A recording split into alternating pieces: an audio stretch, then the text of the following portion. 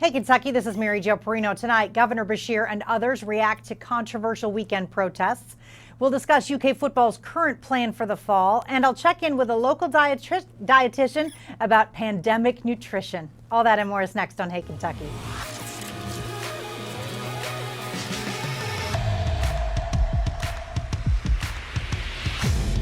Welcome to Hey Kentucky with LEX 18 Sports Director Keith Farmer. And Keith, yesterday's news conference with Andy Beshear was the most gut-wrenching one I've watched with him. Yeah, I think though it was good to hear his side of how he felt being hung in effigy. And so great to hear his words and to hear exactly what he thought. And there still continues to be fallout. The aftermath from that unsettling display of Governor Beshear being hanged in effigy during Memorial Day weekend rally in Frankfurt. The governor gave a passionate and defiant response yesterday. He says a right-wing group called the Three Percenters was responsible for the event. Beshear also criticized elected officials who had attended previous rallies where the group was present, saying their attendance and words emboldened the group. Crossing over barriers, standing on the other side of the glass from where I raised my kids, and hanging me in an effigy? That's an action intended to use fear to get their way. This small group, way less than 3%, is trying to bully everyone else into doing what they want us to do. At least two state representatives responded to Beshear. Kim King from Harrodsburg wrote, quote, "I'm not responsible and won't accept the blame," end quote. And Savannah Maddox from Dry Ridge wrote in part that the governor's remarks deflect responsibility for the economic turmoil his actions have created. And neither I nor any of the legislators he referred to were present at Sunday's rally. And I stand in unison with the House Majority Caucus in condemning all acts of hatred in the context of political discourse, end quote. Meanwhile, at least one of the people who allegedly took part in the hanging of the effigy has been fired from his job. The Neil Huffman Auto Group says it terminated an employee who reportedly took part in the demonstration, in a statement also denouncing threats of violence in any form. And prosecutors say criminal charges are unlikely against anyone involved. Keith, this is another example of, yes, we have freedom of speech, but that does not mean freedom from consequences.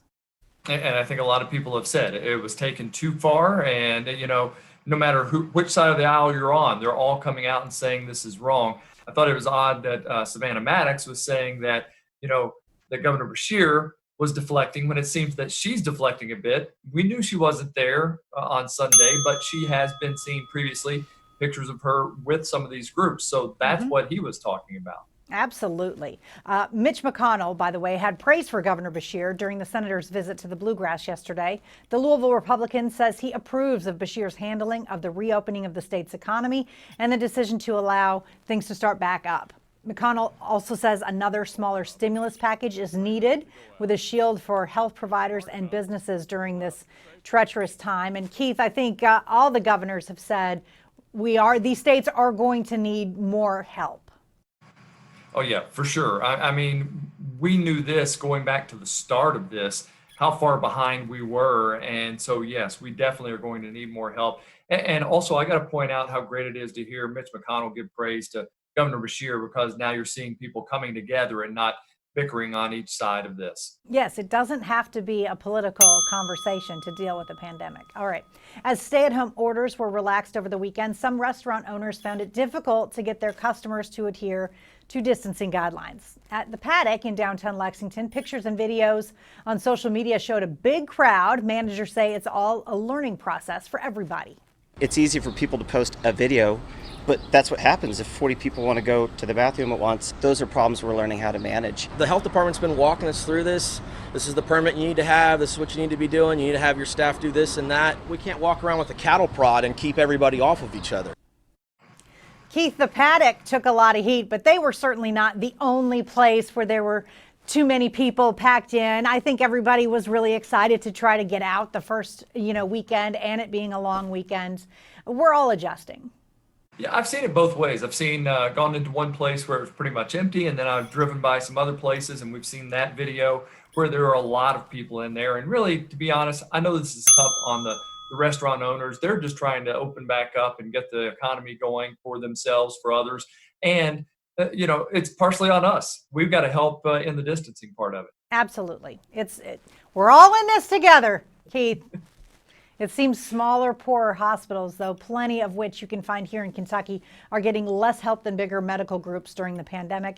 Since last month, the Department of Health and Human Services has handed out more than $70 billion in grants to hospitals and other healthcare providers as part of the COVID-19 stimulus package, and $100 billion more is set to be distributed. But the vast majority of those funds are going to hospitals that already had built up deep financial reserves, while smaller, poorer hospitals are receiving tiny amounts of federal aid by comparison. And Keith, a lot of them in Kentucky, as we've talked about before, were struggling to make ends meet before COVID-19. Yeah, and this is just not fair. There's no other way to say it. Just not fair, because as you mentioned, there were hospitals, and one of them not in Kentucky had built up like $12 billion by going, Wall Street style and investing it. And they're getting millions and millions of dollars of help when they don't need it. Yeah, it is not fair because in those rural communities, that's oftentimes the biggest employer and their only source of health care. It's really sad. All right, turning to UK football. We are learning more about the program's plans for bringing players back to compete this fall. Kentucky Sports Radio reports that the current plan involves allowing players to return in stages, with a group of 30 to 40 during the first stage. They're student athletes who are already in the state, either because they live here or never left during quarantine. The unofficial return date is June 8th.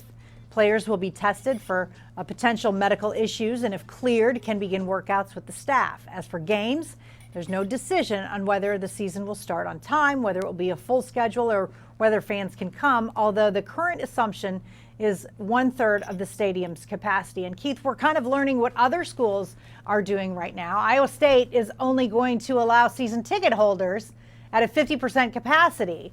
Where I think everyone's trying to figure it out. There's not going to be one uniform way here. Not at all. We've heard of others that are going to come in later and be behind, what these other schools are doing. So either way, it's good to hear that there's a chance that we can get this thing going, even if it is a little bit of a later start. I like what Kentucky is doing. The thing that concerns me is you usually have that 2-week window where maybe they need to be tested, and then you never know if, something could happen. So maybe a little bit more time is needed as they start to trickle in. Absolutely. All right, as for youth sports, the KHSAA is tentatively set to meet tomorrow to discuss how to move forward during the pandemic.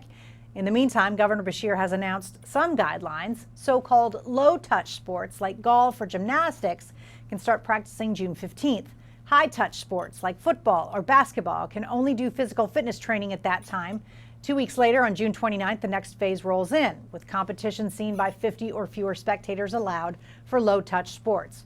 High-touch players can participate in limited practices.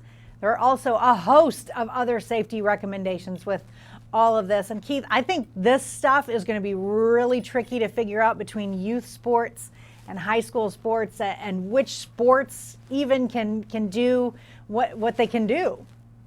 Yeah, and I think we're going to learn a lot tomorrow when it comes to those high school sports with the KHSAA meeting and talking about it. Wouldn't surprise me to see them go with what they were kind of talking with about last month, and that was, to have like the golfs be able to go ahead and get their season started. But football, they might have to wait and hold off just a little bit longer to make sure they feel comfortable with that many players that close together. Absolutely. All right, up next on Hey Kentucky, good nutrition has been, a challenge for a lot of us during this quarantine. We'll check in with local dietitian Amanda Nybert for some expert advice. Stay with us.